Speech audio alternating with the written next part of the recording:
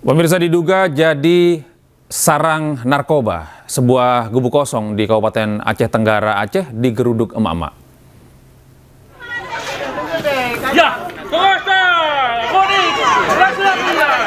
Aksi ini dipicu akibat keresahan warga saat gubuk yang menjadi lokasi tempat pengguna narkoba.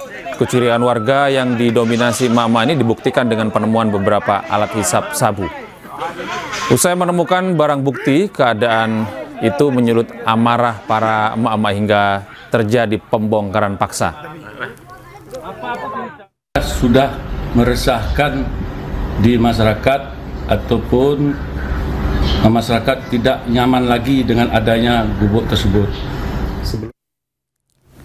Pemirsa, kerap meresahkan warga, polisi menangkap pelaku premanisme dengan senjata tajam di Padang, Sumatera Barat. Pelaku yang dijuluki dengan preman Baladiang ini ditangkap paksa setelah kembali berulah.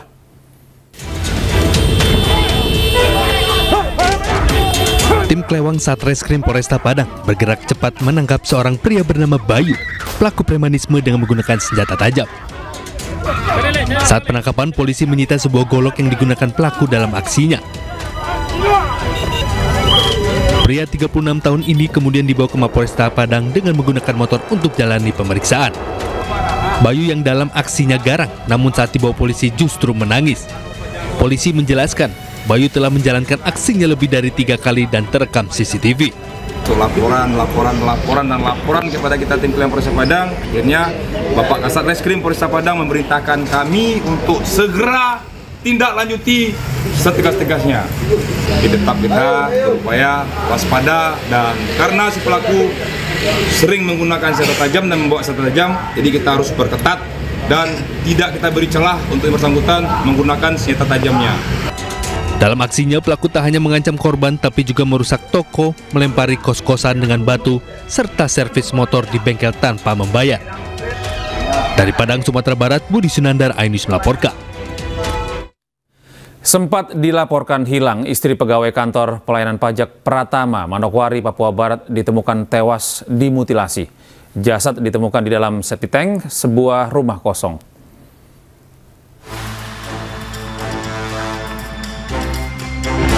AGT, istri seorang pegawai kantor pelayanan pajak Pratama Manokwari ditemukan tewas mengenaskan. Jasad korban disembunyikan dalam septic tank sebuah rumah kosong di kawasan Reremi Puncak, Distrik Manokwari Barat. Penemuan setelah tim gabungan Polda Papua Barat dan Polresta Manokwari melakukan pencarian intensif sejak Senin malam. Laporan hilangnya korban pertama kali disampaikan oleh suaminya setelah ditemukan jejak darah di rumah kontrakan mereka. Polisi mengamankan terduga pelaku berinisial YH yang pernah bekerja sebagai tukang di rumah korban. Ya, sementara ini memang pelaku adalah orang yang pernah bekerja di tempat korban. Kemudian bekerja di tempat sekarang ini, dan mungkin ini memang kita dalami. Jenazah korban telah dievakuasi ke RSUD Manokwari untuk diautopsi. Pihak kepolisian masih melakukan pendalaman terhadap penyebab dan motif utama dari kasus pembunuhan ini. Dari Manokwari, Papua Barat, Chandri Suripati, iNews melaporkan. Diduga karena korsleting listrik, 5 rumah warga di Kabupaten Empat Lawang, Sumatera Selatan terbakar. Meski tidak ada korban jiwa, kerugian akibat kebakaran ini mencapai miliaran rupiah.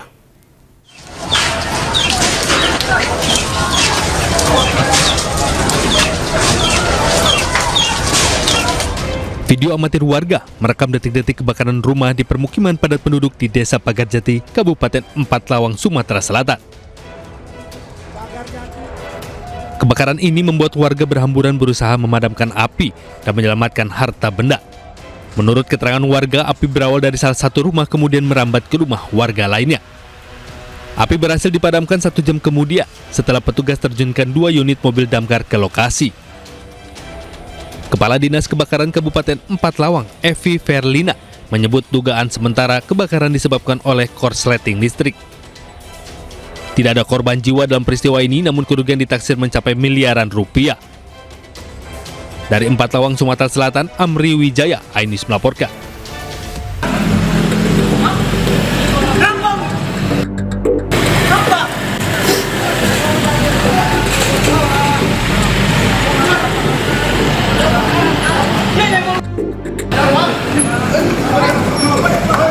Dari rekaman video amatir, 2 orang pria dianiaya oleh 3 orang di Jalan Tebet Barat 9, Jakarta. Insiden penganiayaan terjadi saat kedua korban yang merupakan pekerja restoran dalam perjalanan pulang menuju kos di wilayah Tebet. Korban mengaku dituduh menyenggol pelaku saat berkendara sebelum kemudian dipukul secara bertubi-tubi oleh 3 orang tak dikenal. Salah satu pelaku yang mengaku anggota diduga mengeluarkan senjata api dan menodongkan ke arah korban. Akibat kejadian ini, korban mengalami memar di wajah dan kepala. Katanya saya nyenggol dia, padahal tidak sama sekali. Di situ dia main pukul dan saya sedikit melawan, dia ngeluarin senpi, Bang. Ngeluarin senpi, saya ditodong. Habislah saya dipukulin di situ, nggak berani ngelawan juga. Dan warga sekitar juga hanya bisa ngeliat saja. Usai kejadian, korban melaporkan insiden tersebut ke polisi. Hingga kini belum ada keterangan resmi dari pihak kepolisian terkait peristiwa penganiayaan menggunakan senjata api yang menimpa korban. Dari Jakarta, dan Helmi Sanjangbati, iNews melaporkan. Dari Jakarta kita beralih ke Palembang. Pemirsa, residivis curanmor di Palembang, Sumatera Selatan kembali tertangkap tangan saat sedang membobol motor warga. Aksi pelaku diterperogi warga dan menjadi bulan-bulanan warga.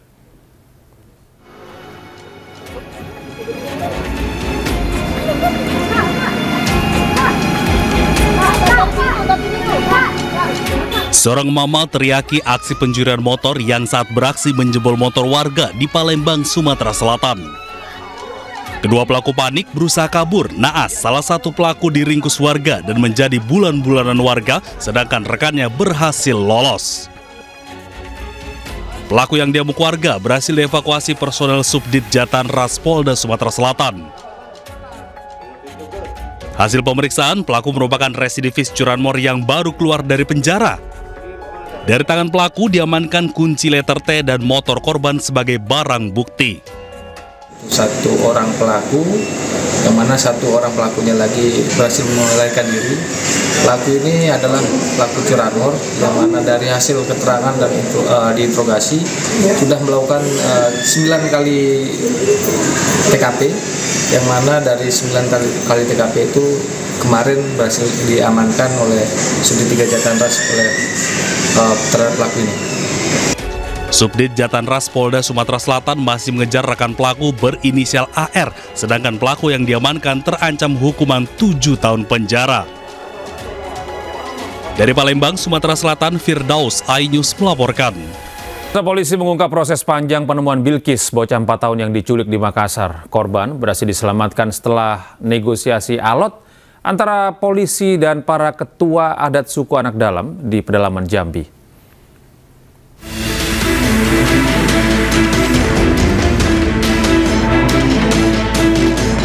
Negosiasi antara polisi dengan para ketua adat suku anak dalam di tengah hutan di pedalaman Jambi berlangsung alot.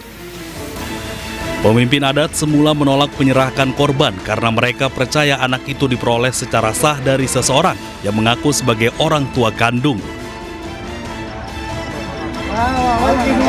Mana bapaknya? Mana bapaknya? Setelah proses negosiasi yang berjalan hingga 2 malam, korban akhirnya diserahkan setelah polisi berhasil meyakinkan para pimpinan adat bahwa korban merupakan korban penculikan di Makassar, Sulawesi Selatan. Polisi memastikan korban diserahkan tanpa adanya barter atau tebusan serta dilakukan secara sukarela atas dasar kemanusiaan. Mana mamanya? Mana mamanya? Alhamdulillah, dengan kesabaran dari anggota-anggota yang akhirnya bisa membuahkan hasil. Negosiasi yang alot 2 malam 1 hari itu membuahkan hasil. Akhirnya dibantu dengan temanggung-temanggung, kemudian ketua-ketua adat dan jajaran dari Polda Jambi, akhirnya yang mengamankan anak ini mau memberikan kepada kami. Sementara itu, balita BL yang kini sudah kembali kepada kedua orang tuanya menjalani trauma healing dari Dinas Perlindungan Perempuan dan Anak di rumahnya di Kota Makassar. Upaya pemulihan dilakukan melalui layanan trauma healing khusus anak dan keluarga dengan pendampingan psikolog serta psikiater profesional. Pendampingan dilakukan sebagai bentuk penanganan awal agar korban tidak mengalami trauma berkepanjangan. Dari Kota Makassar, Sulawesi Selatan, Muhammad Nurbone, iNews melaporkan. Ya, pemirsa, Satuan Reskrim Polrestabes Makassar melakukan negosiasi selama 2 hari dengan suku anak dalam. Lokasi terakhir Bilkis ditemukan. Bilkis berhasil diamankan tanpa ada tanda-tanda kekerasan. Ceritakan sedikit saja seperti apa sih situasi di suku anak dalam itu, orang tua yang menerima anak yang tadinya ingin diadopsi, apakah memang mereka tidak punya anak atau seperti apa?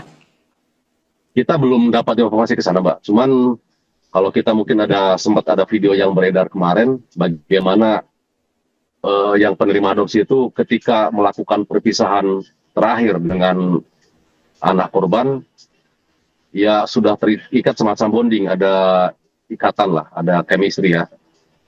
Karena setelah kembali ke orang tuanya juga dilakukan pendekatan, trauma healing juga, anak korban mendapatkan perlakuan yang baik, tidak ada penganiayaan ataupun perlakuan yang bisa menyakiti baik secara fisik maupun mentalnya ya. Ya, jadi tidak ada tanda-tanda kekerasan ya, jadi tidak ada chemistry. Proses negosiasinya sendiri berapa lama, Kompol Devi? Sekitar 2 hari, Mbak. 2 hari? 2 hari di sana. Tim Anda berada di sana, di rumah dalam itu ya? Bukan di rumah, Mbak, di hutan, Mbak, bukan di rumah. Di hutan ya? Iya. Oke, baik. Tapi mereka sangat welcome ya, sangat membuka dengan kedatangan Anda dan tim. Ya, buktinya anggota saya alhamdulillah kembali ke tempat tugas dengan selamat, termasuk juga anak korban kembali dengan selamat. Oke. Alhamdulillah semua sesuai dengan apa yang diinginkan, anak berhasil selamat ya. Sementara itu, pemirsa, suami Nadia Hutri, salah satu tersangka jaringan penculik Bilkis, mengaku tak mengetahui bahwa istrinya bagian dari sindikat penjualan anak. Nadia membeli Bilkis dari pelaku penculikan seharga 3 juta rupiah.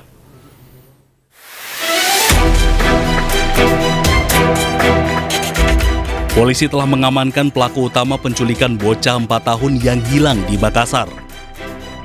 Pelaku yakni Sri Yuliana diamankan di Jalan Abu Bakar Lambogo, Kota Makassar. Sri Yuliana mengaku menjual korban seharga 3 juta rupiah kepada Nadia Hutri yang ia kenal di media sosial. Itu anak-anak kau jual di mana? Sama siapa? Siapa namanya itu orang? Orang namanya siapa? Berapa kau jualkan? Nadia Hutri diduga sebagai otak penjualan anak tersebut karena Nadia membujuk Sri Yuliana menculik anak dan menjual kepada dirinya seharga 3 juta rupiah. Sementara suami Nadia Hutri tampak kebingungan saat polisi menggerebek kediamannya. Suami Nadia mengaku tidak mengetahui bahwa istrinya telah menjual korban.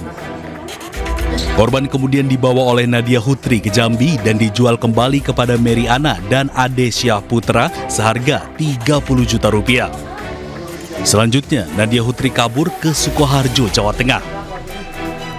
Di Jambi, tersangka Ade Syah Putra dan Mary Ana mengaku menjual korban kepada salah satu kelompok suku di Jambi seharga 80 juta rupiah.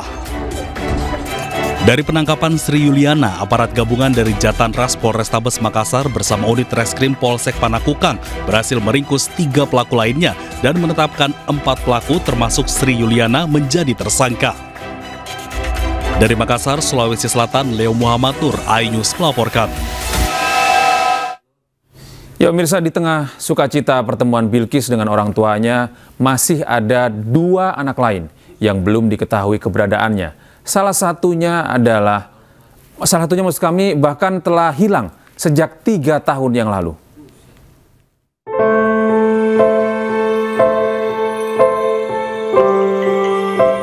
Di saat balita berusia 4 tahun asal Makassar yang kini sudah ditemukan dalam waktu 1 pekan, kini di media sosial ramai soal 2 anak lainnya yang hingga kini hilang tanpa kabar. Adalah Alvaro Kiano Nugroho, bocah berusia 6 tahun yang hilang di Pesanggerahan, Jakarta Selatan. Alvaro dinyatakan hilang sejak 6 Maret lalu, yang artinya telah berlangsung selama 8 bulan. Melalui akun media sosialnya, Ibunda Alvaro kerap memposting harapannya agar bisa bertemu dengan putranya kembali. Sementara pihak kepolisian mengatakan masih mencari keberadaan Alvaro ke sejumlah wilayah seperti Cilegon, Banten, hingga ke Batam, Kepulauan Riau. Selain Alvaro Kiano Nugroho, ada juga balita bernama Kenzi Alfarizi yang hingga kini belum diketahui keberadaannya. Bocah laki-laki ini diketahui hilang sejak 1 September 2022 atau masih berusia 3 tahun. 3 tahun berlalu, keberadaan Kenzi belum diketahui. Saat itu Kenzi menemani ibunya berjualan di warung depan rumahnya di Dusun Danau, Kabupaten Bungo Jambi. Namun saat ibunya selesai melayani pembeli, Kenzi tiba-tiba sudah tidak ada di tempatnya bermain. Keluarga menyebut hingga kini tidak ada lagi kabar dari kepolisian mengenai perkembangan pencarian putranya. Tim Liputan iNews melaporkan. Kini kita beralih ke informasi lain, pemirsa. Polisi telah menetapkan salah satu siswa korban ledakan di SMAN 72 Jakarta sebagai anak berkonflik dengan hukum. Polisi menyebut hanya 4 dari 7 bom yang dibawa terduga pelaku meledak. Di motor kenapa tuh? Sumpah. Udah mana aja. Dan dia juga memiliki ketertarikan pada konten kekerasan serta hal-hal yang ekstrim. Siswa yang meledakkan bom di sekolah ditetapkan sebagai anak berkonflik dengan hukum. Saat ini, terduga pelaku yang menjadi korban masih dirawat di RS Polri Kramat Jati, Jakarta. Polisi menyebut terduga pelaku merupakan siswa aktif dan tidak terhubung dengan jaringan teroris manapun. Berdasarkan keterangan yang kami himpun, ABH yang terlibat dalam kasus ledakan ini dikenal sebagai pribadi yang tertutup, jarang bergaul, dan dia juga memiliki ketertarikan pada konten kekerasan serta hal-hal yang ekstrim. Selain itu, kami juga bersama Densus 88 Anti Teror telah menganalisis rekaman CCTV, ponsel, serta aktivitas dari ABH yang terlibat untuk mendalami motif dan latar belakang yang bersangkutan. Dalam kasus ini, polisi telah memeriksa 16 orang saksi dan sejumlah barang bukti. Polisi juga telah menggeledah rumah pelaku. Menurut polisi, dari hasil uji laboratorium, jenis bahan peledak yang digunakan terduga pelaku memiliki daya ledak rendah. Di rumah anak yang berkonflik dengan hukum, di sana kita juga mendapatkan bahan-bahan peledak yang memiliki kekuatan ledak yang rendah atau low explosive. Dengan kata lain, bahwa bahan yang ada di TKP 1 di dalam masjid ataupun di TKP 2 di samping bank sampah itu ada kesesuaian dengan bahan-bahan yang ada di rumah anak yang berkonflik dengan hukum. Dan Sat Brimob Polda Metro Jaya, Kombes Henik Marianto menjelaskan terduga pelaku membawa total 7 bom. 2 bom diantaranya meledak di masjid saat sholat Jumat. Sedangkan di bak sampah ada 4 bom, 2 diantaranya meledak. Pelaku juga menaruh bom di taman baca dan berhasil dijinakan. Dari Jakarta, Tim Liputan iNews melaporkan. Sementara itu, pemirsa, juru bicara Densus 88 AKBP Maindra Eka Wardana mengungkap motif pelaku anak yang berhadapan dengan hukum dalam ledakan di SMA Negeri 72 Jakarta. Menurut AKBP Maindra, pelaku menyimpan dendam sejak awal tahun 2025. Awal tahun yang bersangkutan sudah mulai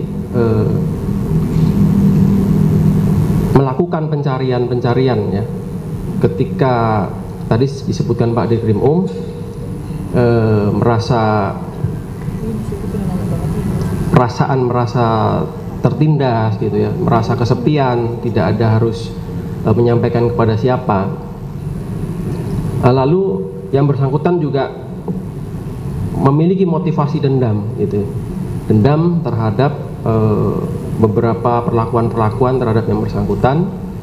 Nah, di sini dia mencoba untuk mencari, bahkan di situs website, bagaimana orang-orang itu meninggal dunia atau mengalami kecelakaan atau mengalami kekerasan secara keji maupun dengan berbagai tingkatannya gitu. Kita beralih ke informasi berikut. Pemirsa, Sekjen Peradi Bersatu Ade Darmawan menilai Roy Suryo CS layak ditahan usai ditetapkan sebagai tersangka ijazah Jokowi. Namun Roy Suryo menilai penetapan tersangka janggal.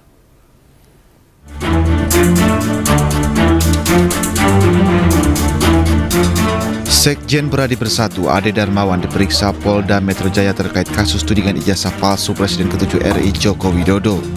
Ade Darmawan diperiksa sebagai pelapor. Dalam kesempatan ini, Ade berkomentar terkait penetapan tersangka Roy Suryo CS. Menurut Ade, para tersangka tersebut layak ditahan. Ya, kita bicarakan dan itu dapat ditahan. Itu bukan sangat layak itu ditahan. Orang mengulangi perbuatannya kok. Mengulangi perbuatannya. Ya. Secara subjektif apabila seseorang mengulangi perbuatannya terus sudah layak untuk dilakukan penahanan. Wajib dilakukan penahanan. Karena kalau enggak besok dia lakukan lagi dong. Ya kan kalau kayak pencuri lah. Ini hari nggak ditahan, besok dia nyuri lagi. Sebelumnya Polda Metro Jaya menetapkan Roy Suryo CS sebagai tersangka dalam kasus ijazah Jokowi. Namun menurut Roy, penetapan tersangka tersebut terburu-buru dan dianggap janggal karena Roy Suryo dituding mengedit ijazah Jokowi.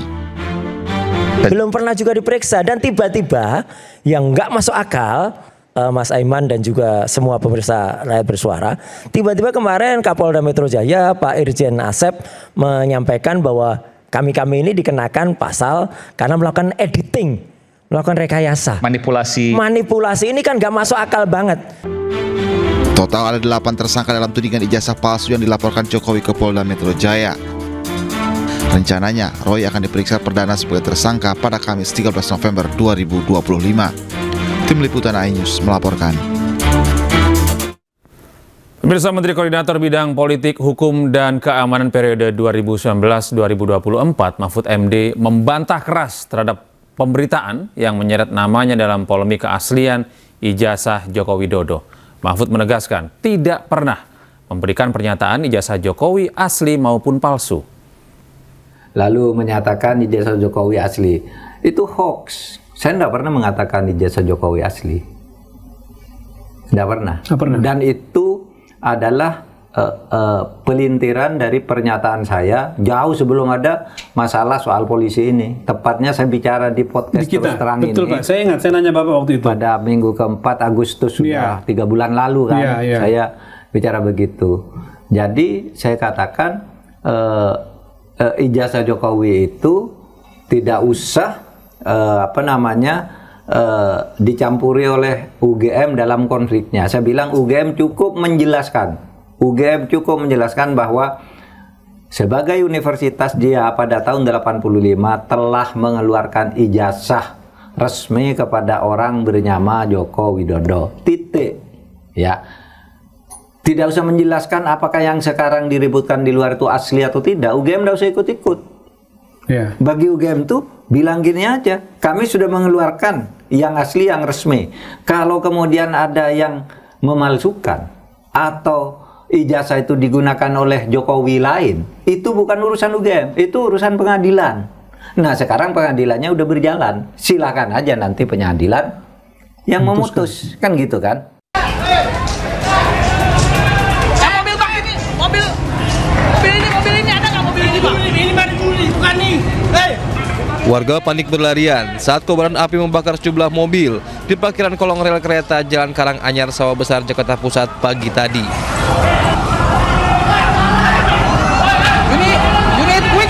Para pemilik kendaraan berupaya mengevakuasi mobil mereka agar tidak tersambar kobaran api.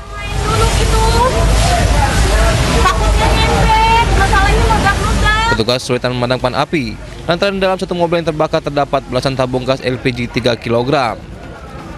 Saksi sempat melihat seorang pria merokok di dekat mobil berisi tabung gas LPG. Api lalu tiba-tiba berkobar dari dalam mobil disertai beberapa kali ledakan. Ada gas, udah dibilangin sama orangnya, jangan suka merokok di mobil, dia bilang.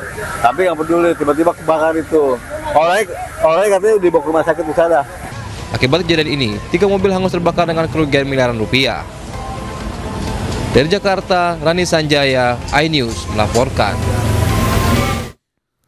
Menteri Keuangan Purbaya Yudi Sadewa mengunjungi kantor pengawasan dan pelayanan Bea Cukai tipe Madya, Pabean Tanjung Perak, serta kantor Balai Laboratorium Bea Cukai kelas 2 Surabaya, Jawa Timur. Dalam kunjungannya, Purbaya menemukan indikasi praktik under invoicing terhadap barang impor yang tersimpan di kontainer.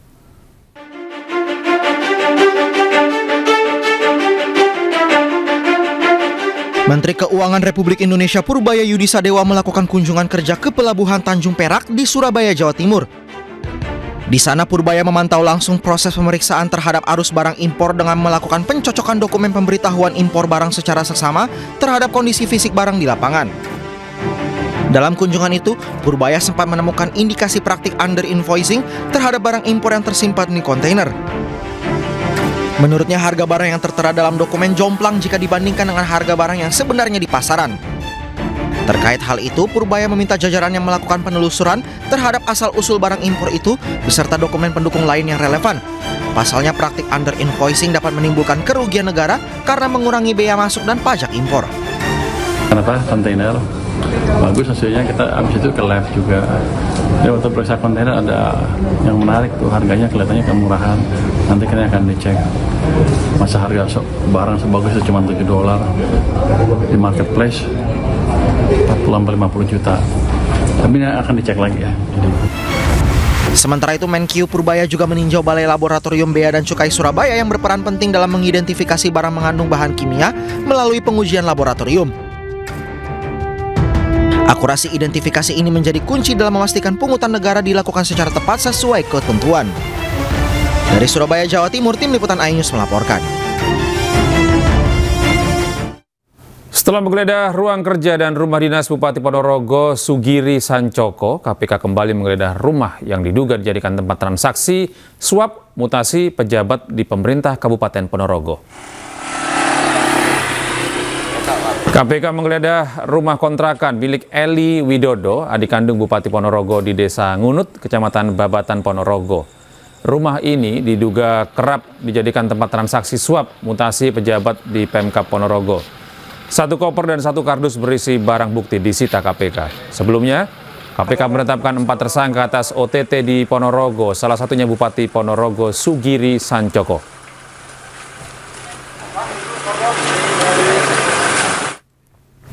Pemirsa, Kejaksaan Negeri menetapkan 2 tersangka baru dalam kasus pengadaan Chromebook di Dinas Pendidikan dan Kebudayaan Lombok Timur.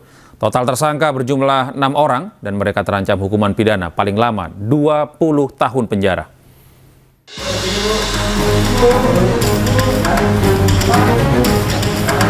Dua tersangka baru ini merupakan Direktur PT Temprina Media Grafika dan Direktur PT Dinamika Indomedia selaku penyedia proyek Chromebook. Penetapan 2 tersangka ini menambah jumlah tersangka kasus ini menjadi 6 orang. Sebelumnya Kejaksaan telah menahan 4 tersangka. Para tersangka diduga bersekongkol mengatur pemenangan penyedia Chromebook. Hal ini merugikan keuangan negara senilai 9,2 miliar rupiah. Perannya yaitu bersama-sama sejak awal telah melakukan pengaturan pemenang penyedia pengadaan peralatan TIK yang akan ditunjuk melalui katalog elektronik. Proyek Chromebook Dinas Pendidikan dan Kebudayaan Lombok Timur ini menelan anggaran 32,4 miliar rupiah. Kini ke-6 tersangka dijerat Undang-Undang Tindak Pidana Korupsi dengan ancaman pidana paling lama 20 tahun penjara. Dari Lombok Timur, Ramli Nurawang, iNews melaporkan. Pemirsa, Mustafa Yasin, anggota DPRD Gorontalo, ditetapkan sebagai tersangka penipuan jemaah haji furoda. 62 jemaah haji tertipu dengan total kerugian mencapai 2,54 miliar rupiah.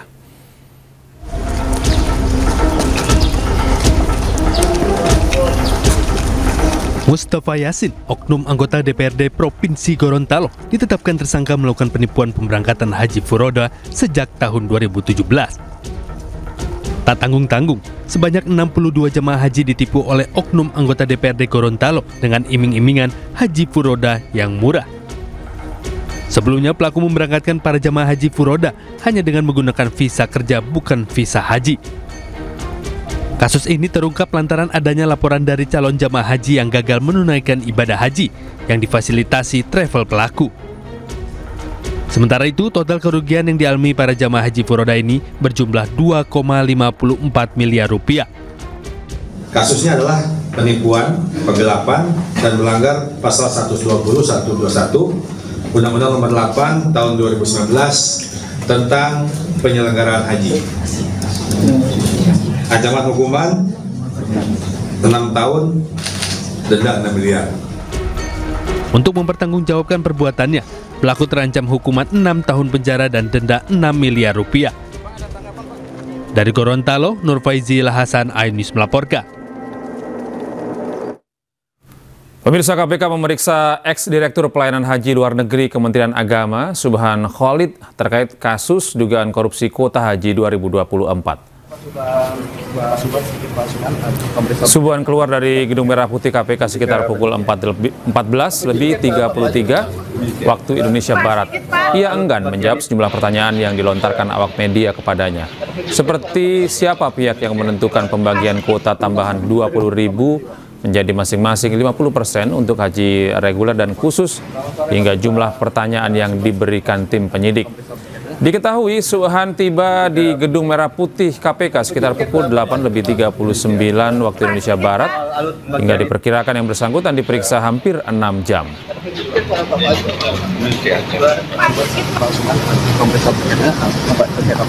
Nanti ke penyidik.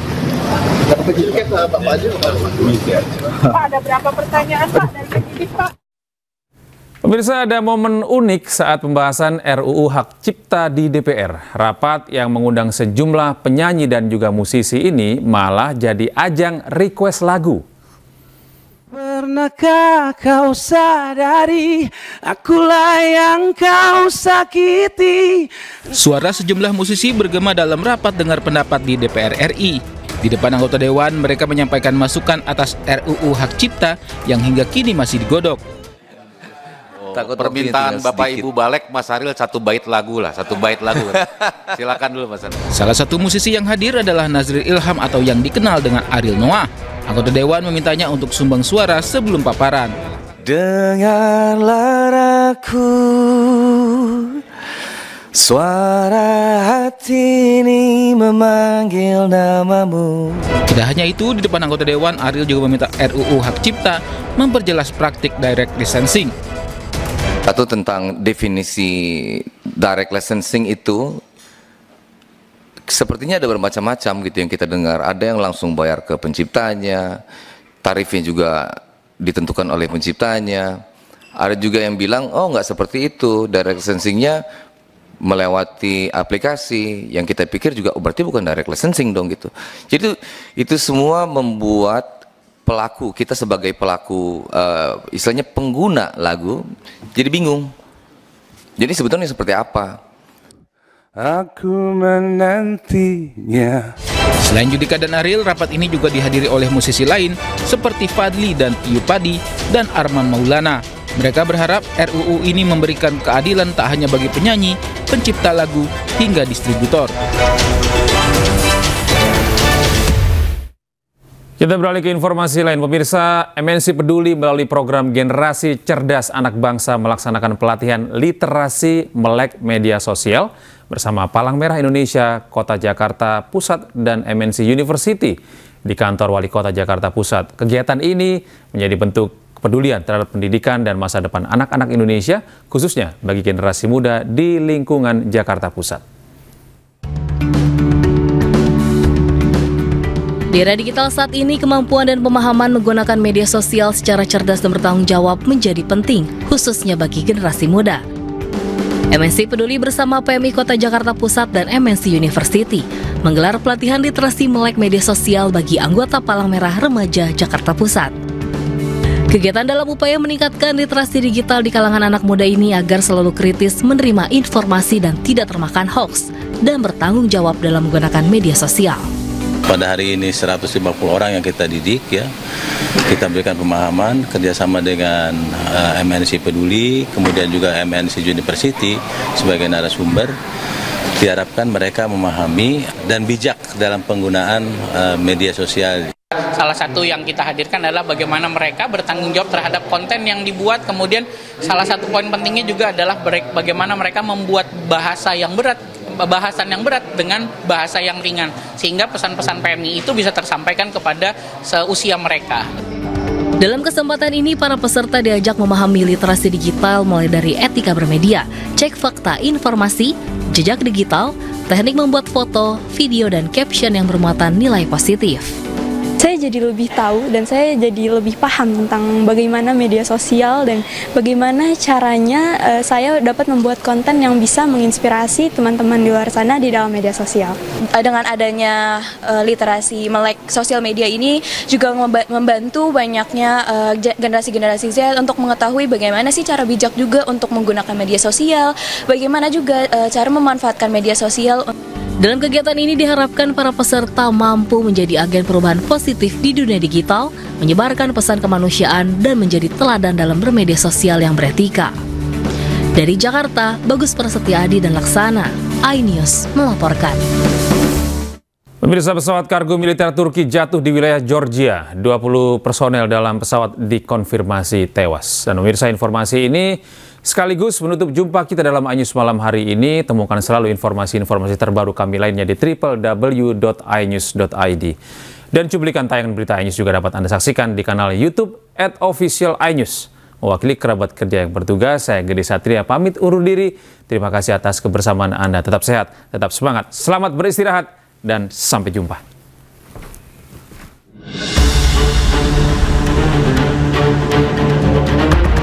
Pesawat kargo militer Angkatan Bersenjata Turki jatuh di wilayah Georgia dalam perjalanan pulang dari Azerbaijan pada Selasa sore.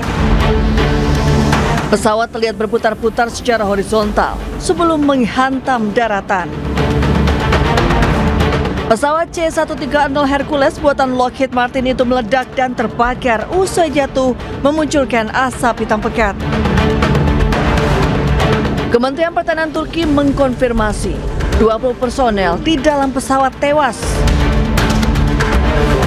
Pesawat hilang kontak saat masuk wilayah udara Georgia. Pesawat juga tidak mengirim sinyal bahaya sebelum hilang. Penyebab jatuhnya pesawat masih diselidiki.